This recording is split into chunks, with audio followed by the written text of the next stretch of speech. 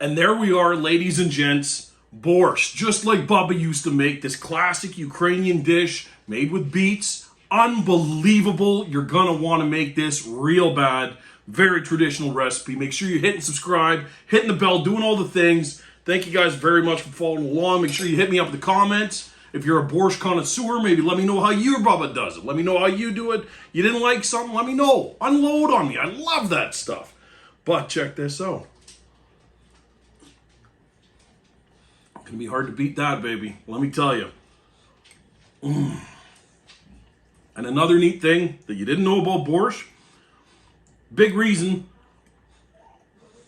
the Ruskies, the Ukrainians, the Polskis, everybody's eating beet soup. You know why? Cleaning out your liver. That's why you always got a bottle of vodka somewhere around. This keeps you healthy, keeps your liver going, keeps you in the mood to party. Absolutely deadly. Christmas time, Easter time, we always bust out.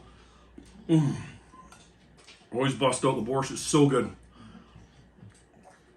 A little dollop of sour cream. Mix that in. You got to have that fresh dill on top. This is an unbelievable dish, ladies and gents.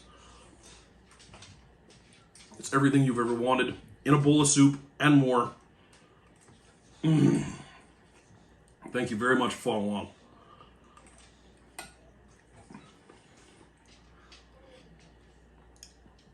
So good.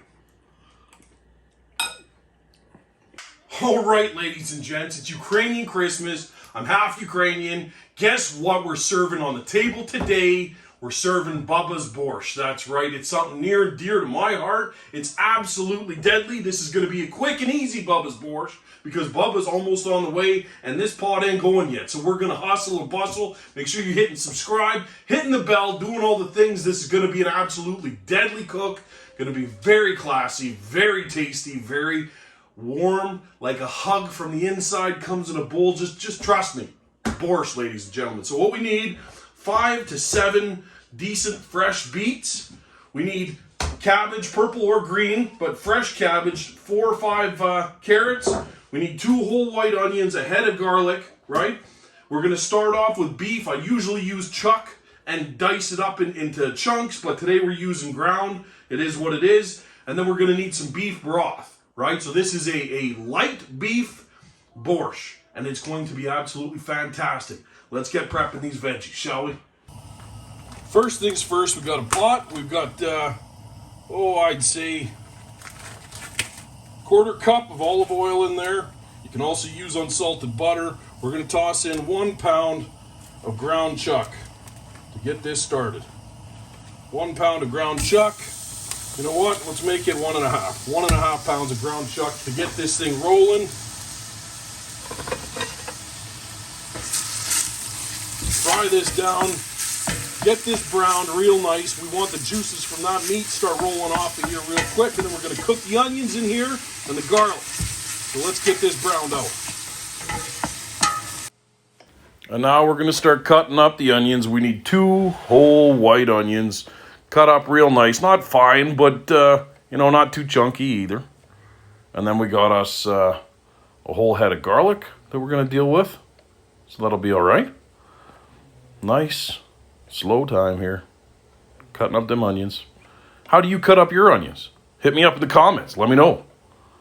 I like doing them like this. This is the easiest for me because then there's nothing to throw out at the end. You know what I mean? Take a look. So you just slice it, and then you flip it around, and bing, bing, bing, bing, bing. I like it like that. Then magic trick with the garlic. We're going to do a whole head of garlic, right? Whole head. So we'll clean all the skin off, cut the bottom, and then I just crush it with my hand, right? Just on the palm, and I absolutely crush those cloves down. Not a big deal. I find the skin pops right off. It's so easy after that. So after the skin pops off, you go and pick all the skin up. That's pretty tedious work, but it is what it is. And then we'll chop this up. We're going to chop it up pretty fine. But, yeah, fresh garlic is key, man. Absolute key, and we want a whole head in there.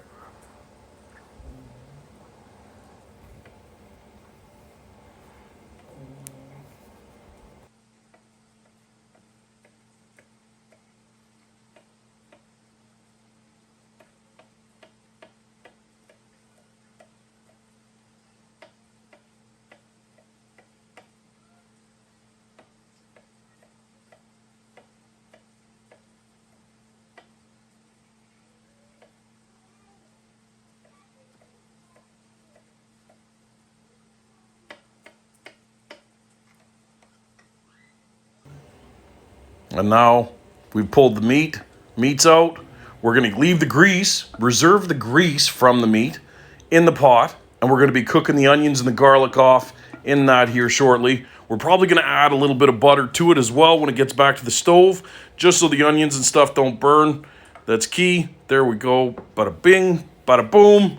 Get the onions and the garlic into the pot and back on that stove.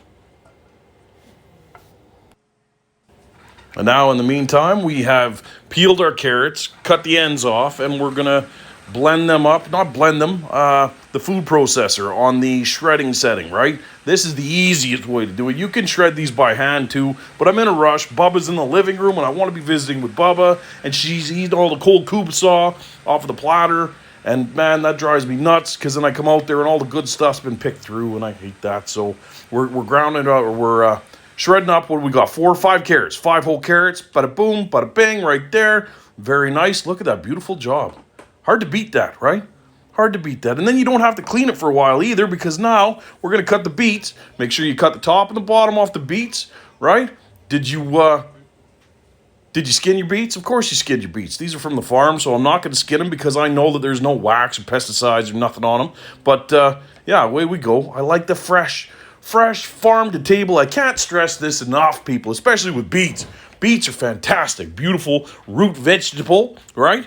So we're going to cut these up into quarters, whatever fits in your food processor, shoot, right? Now don't be like me, jamming them big sausage fingers in your food processor either, because that's dangerous. That's absolutely dangerous.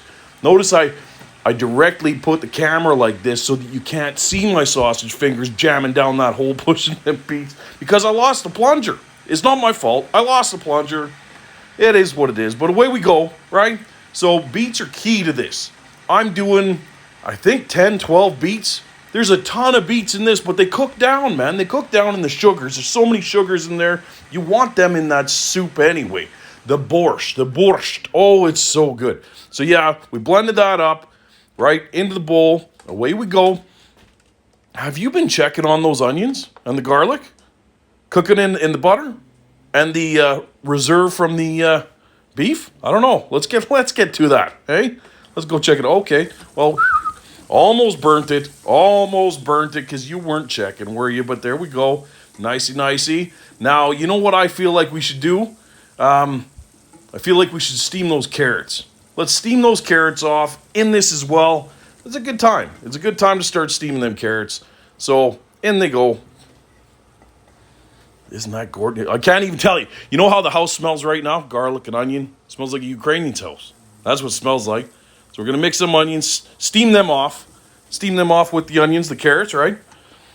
We're not cooking them, but we're steaming them. Get the beets in there. Then we're going to want to add our water here pretty quick.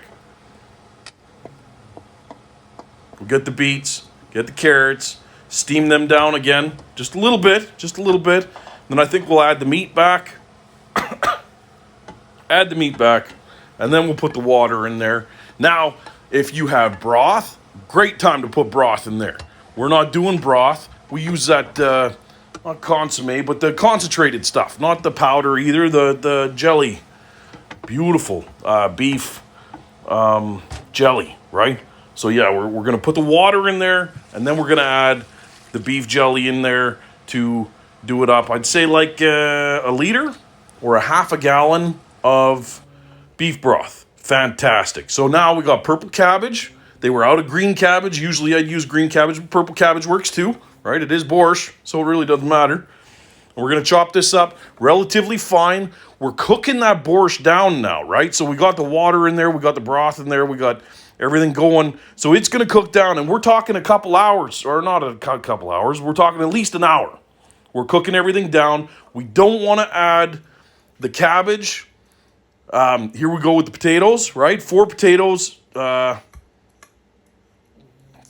skinned and diced, cubed, right? And then 2 whole carrots.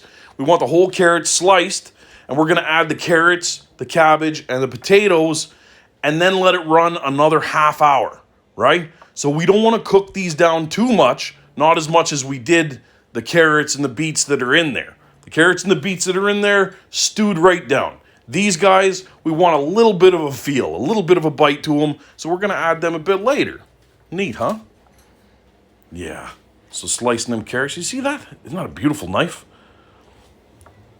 Love that. Now make sure you're not dragging your knife across your cutting board either. Anytime you drag it horizontally, you're just dulling the crap out of it. If you can, flip it up, upside down, and use the dull edge to drag your vegetables or your hands. You're going to have to use your hands.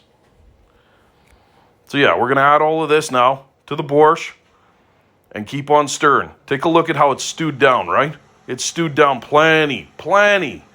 That's perfect. So we're going to add this, let it roll for another half hour. This is going to give it some texture, right? Give it a bit of that bite, that chew feel to it. That's what you need. So yeah, here's the broth. I lied. I made the broth after. There we go. Now we're adding salt, pepper. Right, we're going to say like teaspoon of salt, teaspoon of pepper, to taste. Keep tasting, always tasting, making sure that this is nice. This is exactly what you're wanting. Oh, it's just stewed right down. So we're going to say this has been on the stove for about an hour and a half total, right? The texture of those potatoes are perfect. Let's dish it up. This is how you properly dish up Ukrainian borscht. Ready? Oh, man, take a look at that. You can't beat that. You can't beat that with a bat. Look at it. And it's purple. I got nice studio lights, so it's looking a little red, but it's not red. It's purple. Trust me. Oh, gorgeous. And just steaming. So now we're going to add a big old dollop of sour cream right in the center. This is key, baby. Absolute key. Sour cream in the center. And then once you get that, and everywhere Ukrainians go, there's like gallons of sour cream. So there you go in the center. And now we're going to add a few sprigs of fresh dill. This is to finish it up. If you have any dry dill and you want to do a pinch of that around there, that works too. There you go. Borscht, ladies and gentlemen, let's dig into it, shall we? This is the perfect borscht. Baba's borscht. Super proud of it. We're serving this to her, actually, right now. She's 97. Merry Christmas.